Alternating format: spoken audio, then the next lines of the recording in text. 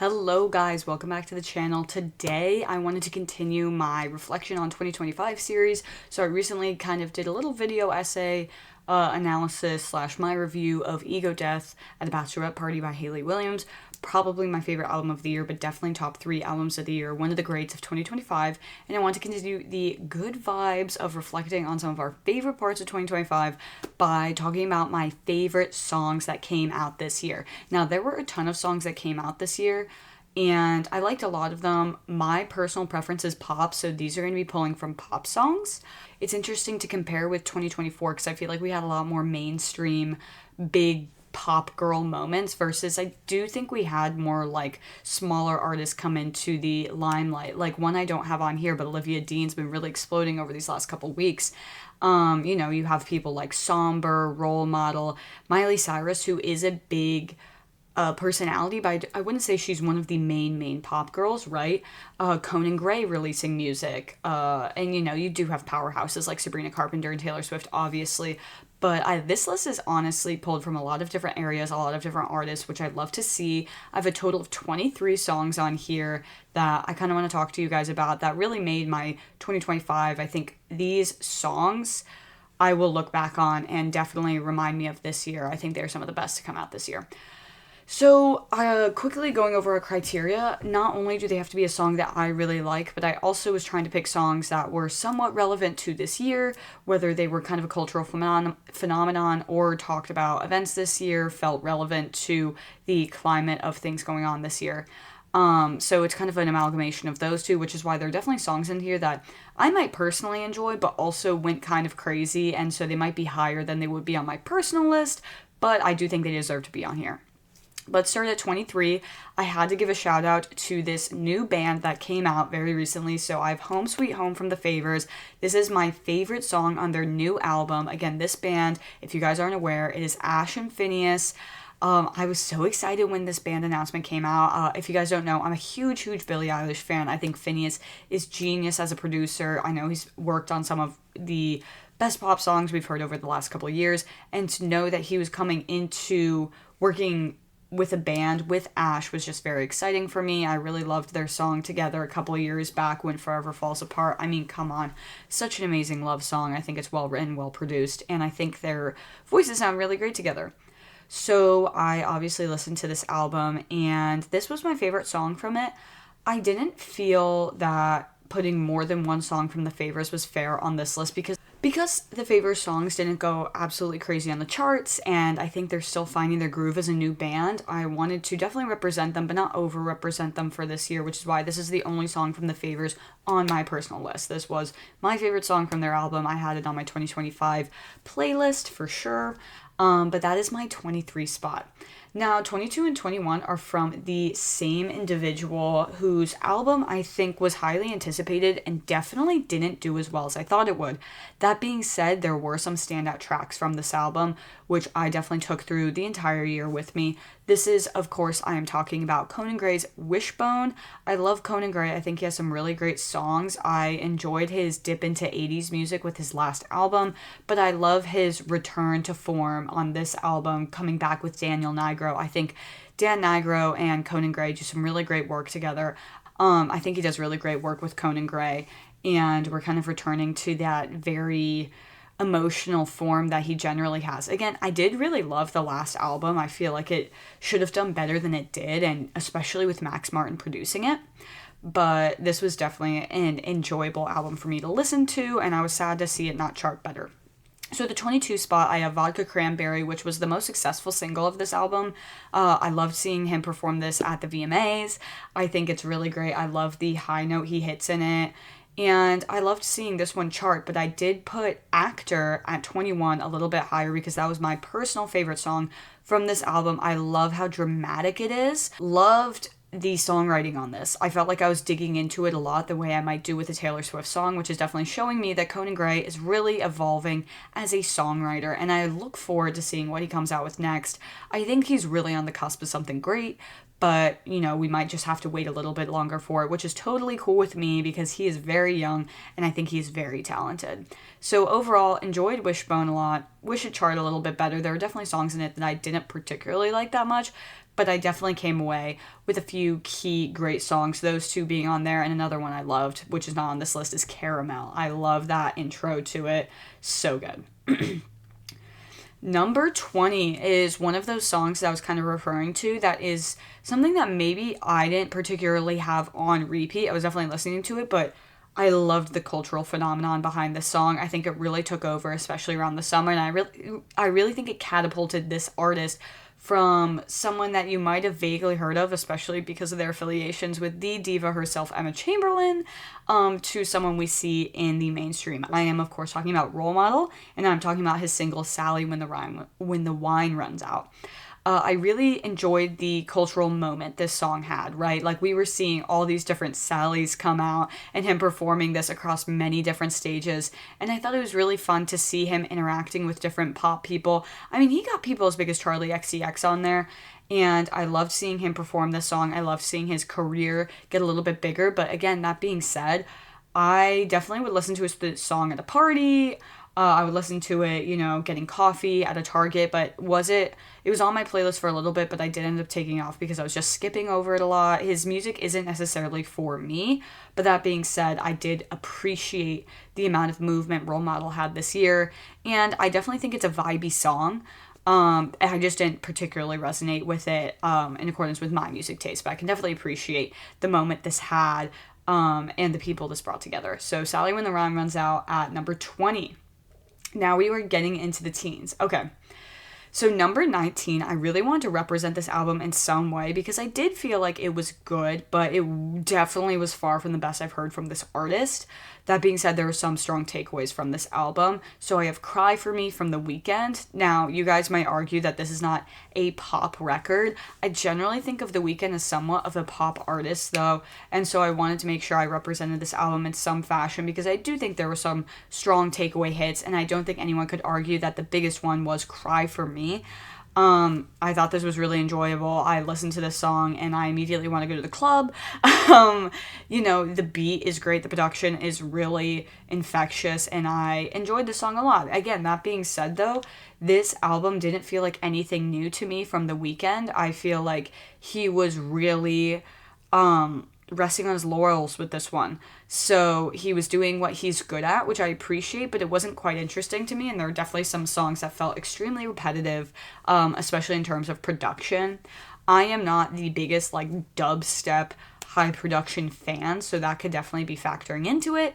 But I have really loved a lot of The Weeknd's work, and I know that his project as The Weeknd is coming to an end soon, and I think honestly this seems like a good ending point. It seems like he's kind of reached his natural conclusion with the storytelling and kind of scope of this character, and I look forward to seeing what Abel might do next and hope that he stays in music to some extent and maybe brings us something new to the table in a couple years.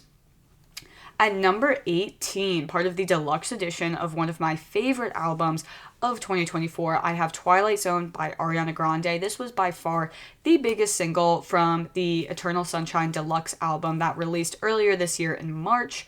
I really enjoyed this song. It's definitely not my favorite from the deluxe, and we'll get to that later on the list, but it's definitely the song that went the biggest. This was super viral on TikTok, and you love to see it. I don't think there were a ton of pop moments on the standard track of Eternal Sunshine, but the deluxe edition, I think, really provided 5 extremely, extremely strong songs that all brought a new dimension to Eternal Sunshine.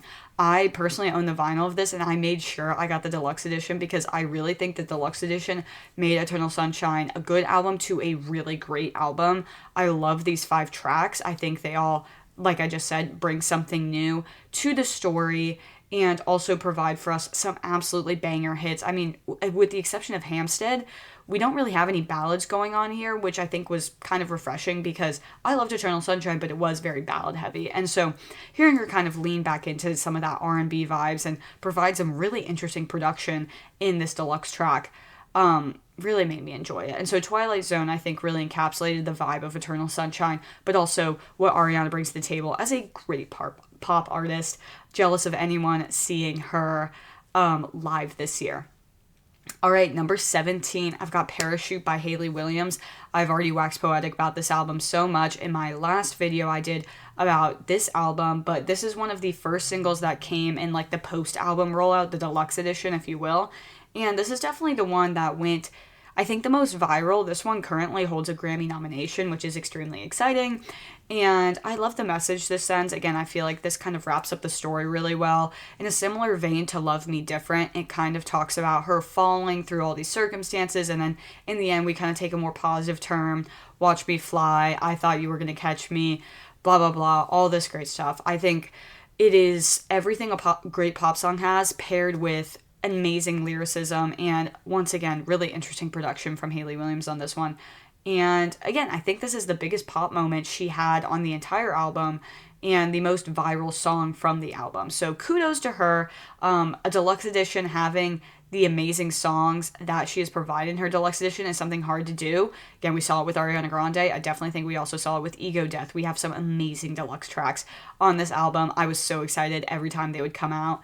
I'm kind of sad that this is the one that went viral and not Good Old Days, because I love that song so much.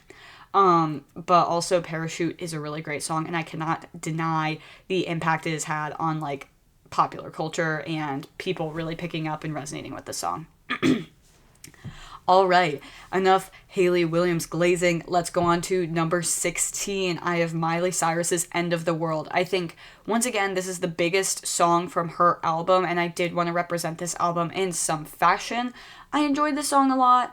I didn't necessarily love the album a lot, but to kind of contrast this with The Weeknd's work, I felt this was such an interesting body of work, and I really appreciate that about Miley. She's always bringing something new to the table, and I do love the sentiment behind End of the World. I do feel like we're kind of carrying on a similar sentiment we had from her last album. Again, one of the biggest songs, Flowers, I feel like was very full of acceptance and kind of celebration, and I do think that is kind of shown through this song in a very different vein with extremely different productional elements. But I do love hearing that from Miley Cyrus and getting kind of those happy moments from her. And I think she does it really well. I remember watching her perform Flowers at the Grammys, and she was just having the time of her life.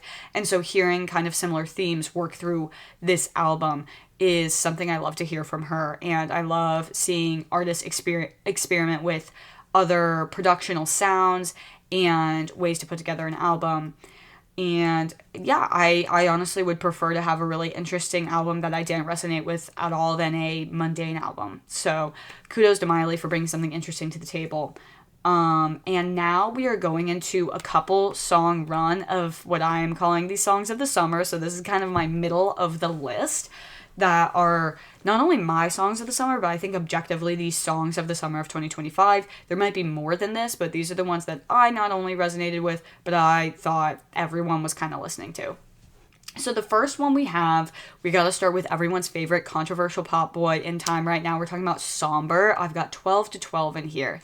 Now, I know Undressed is a really big song for him, and I did personally really enjoy that song, but I felt like 12 to 12 did kind of take the world by storm when it came out, and I've seen him perform it so much. I think it's a great song, a real great disco number from him, and it provides him a lot of flexibility when he's performing it to do different things. Undressed is, again, a very ballad-heavy, sad song, versus he can kind of get in his performer bag with this and kind of flex any muscles he may or may not have there. He is a pretty new performer, so I have kind of yet to form an opinion on him. I think he has a lot of potential, but I also, definitely got a little sombered out by, on TikTok, his songs are very relevant. And there comes a point where I was getting a little bit of shake it off syndrome where I was like, okay, I cannot listen to the song anymore. Now, 14 is definitely a song that I resonated with a little bit more. This is Man Child by Sabrina Carpenter. Sabrina Carpenter's first song on this list. I think Man Child undeniably was a huge song from this summer.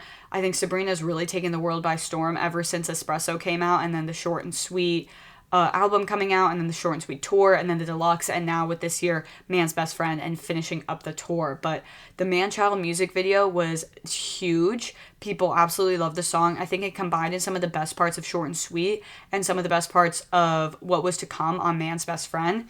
I personally really enjoy Country Sabrina. I think she really does well with it. Obviously, sometimes it doesn't work super well. I think her Please, Please, Please with Dolly Parton was botched a little bit. But Man Child, I think, really encapsulates that, like, I guess, like, Carrie Underwood aspect that she kind of can bring to the table. And we definitely got some more of that on her album that I'll get to later, but I did really enjoy Man's Best Friend. It's definitely high up on my list for albums of the year, and I think Man Child kicked off this era in a really fantastic way. My only concern about Sabrina is that when you're releasing at such a high frequency, I think sometimes the quality can decline. So I'm hoping this album was pretty great. I'm hoping she takes a little bit of time off to refine her craft, take a break, take a rest, not go right into another tour. She just finished the Short and Sweet tour, but really excited to see what's coming next for Sabrina. I mean, she's gone absolutely insane these last 2 years, and I have gone from like a mild fan to a really rock solid Sabrina fan. So loved this, loved the music video, loved the era. 13, I have What Was That by Lorde, the lead single of Lorde's album this year, Virgin. I really enjoyed this song. It was very reminiscent of old Lorde, if you will. I think a lot of people felt a certain type of way about Solar Power, and this kind of brought us back to maybe that melodrama era.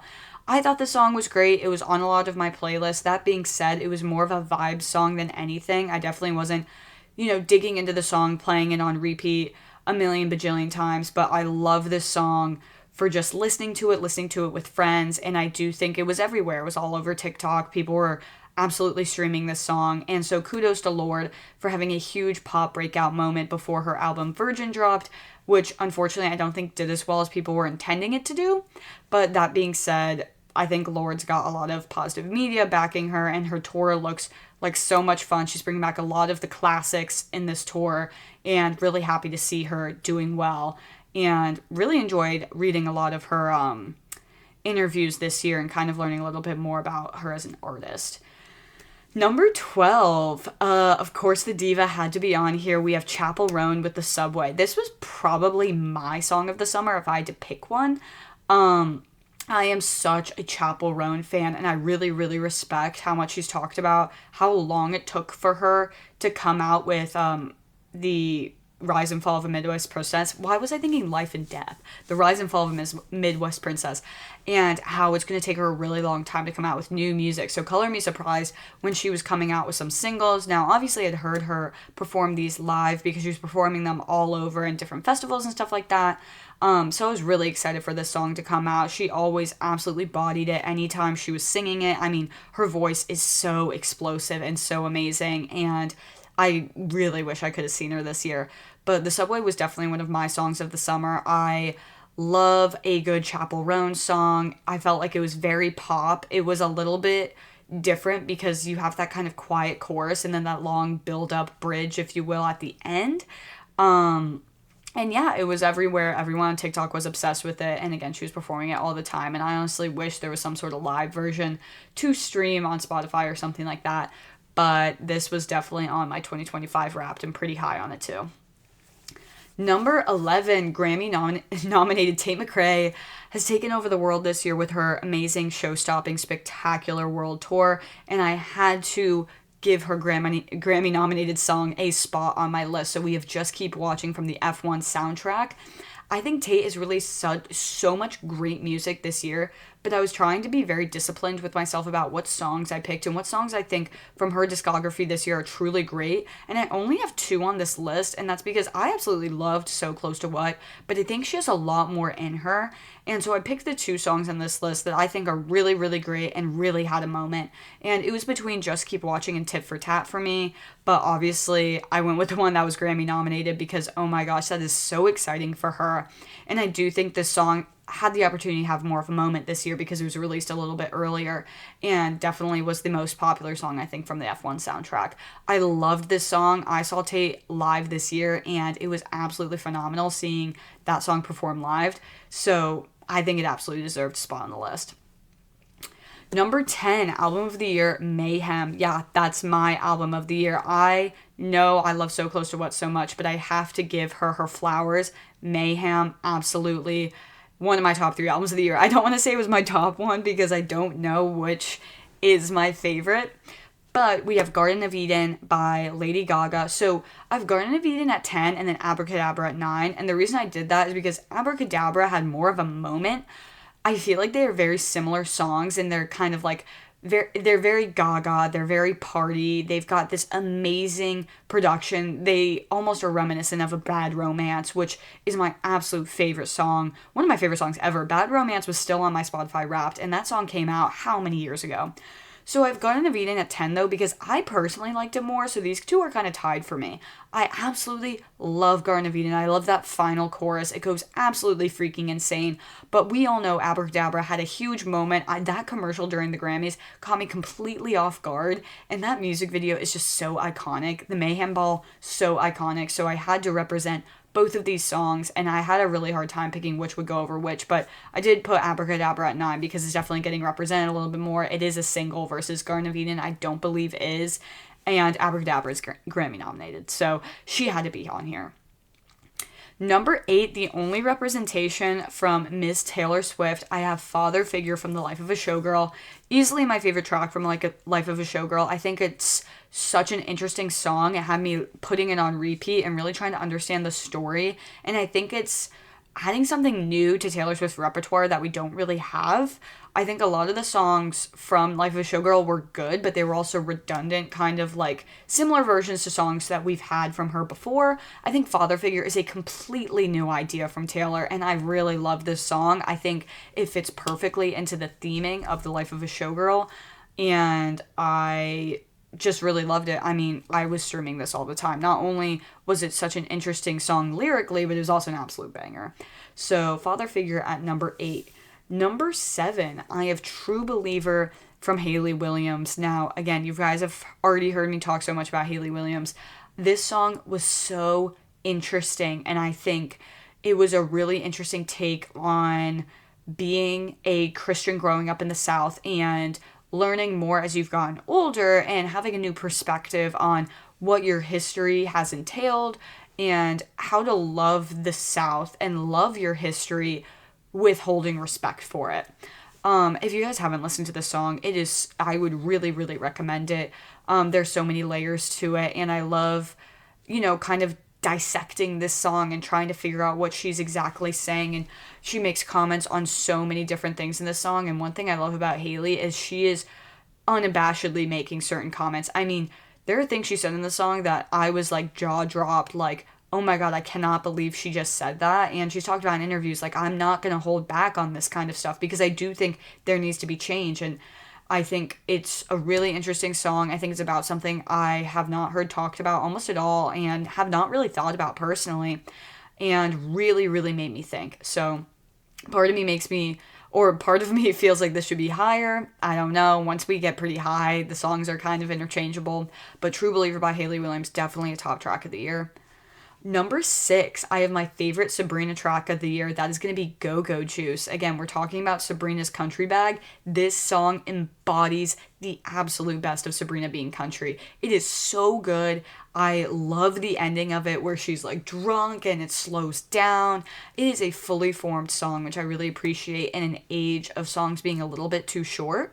As much as I love Tate McRae, a lot of her songs are really short, and I think that kind of embodies what a lot of new artists are doing, having like 2-minute long songs. And I love how Go-Go Juice has a fully formed, structure. We have all of the parts of the song we're looking for, and that ending bridge and chorus are just absolutely amazing. So I can't say enough good things about this song. I think it's a perfect pop song. I think it's my favorite song off of Man's Best Friend for sure. And so that's why it's at number 6 on my favorite songs of this year. Number 5 is actually probably one that I put on here. It's the highest one on here that I don't think I was like streaming front to back 24/7, 365. And that is Fame is a Gun by Addison Rae. I really enjoy Addison's new album. It's really interesting to me, and I don't think I've dug into it as much as I'd like to. That being said, I love Fame is a Gun. It is so Britney Spears. it is so Addison, and I think it's a really interesting song that's bringing something new to the table that not a lot of pop girls are doing. And I haven't dug into it probably as much as I'd like to, but it definitely had its handprints all over 2025. I mean, you couldn't go on TikTok without hearing the song. You couldn't go on music reviews or music critics websites or YouTube channels without hearing about Addison Rae, whether they hated her or loved her. She was making a splash, she was making a sound, and I'm enjoying it. I'm here for the ride, and she is now Grammy nominated. So anyone who really hates her, you can't say she's not Grammy nominated. So Fame as a Gun is definitely my favorite song right now from Addison, but I'm so curious to see what she's going to come up with as she progresses as a musician. So good for her. I'm rooting for you. I loved seeing your tour in videos. I didn't actually get to see it, but I loved seeing her tour around and see what she had up her sleeve. Number 4, I have my favorite song from Eternal Sunshine Deluxe, and that is Dandelion. I thought the production on this was just so good. I am obsessed with the intro here. I can't say enough good things about this song. I think it's classic Ariana. I think it's a little sultry, a little sexy, and we didn't get much of that on Eternal Sunshine. And it very much brought me back a little bit to like the Thank You Next era. And it was great to see that from Ariana because we haven't had much music from her in quite a few years. And I loved Eternal Sunshine, but I was really craving a little more classic pop Ariana. Don't get me wrong, again, loved Eternal Sunshine, but this definitely quenched my thirst for that classic pop Ariana moment. So Dandelion, number 4 on my favorite songs of 2025. Number 3 on my favorite songs of 2025 is going to be Vanish Into You from Lady Gaga. This was absolutely my favorite song from Mayhem. Again, Mayhem was definitely one of my best albums of the year by far. We needed Gaga more than we've ever needed her before, and she really showed up. And Vanish Into You is my favorite song from that album. It's definitely not the biggest, it's definitely not the most loved, but there's just something about the theme of it. I think the notion of vanishing into someone is not something I've ever heard before. It's unique.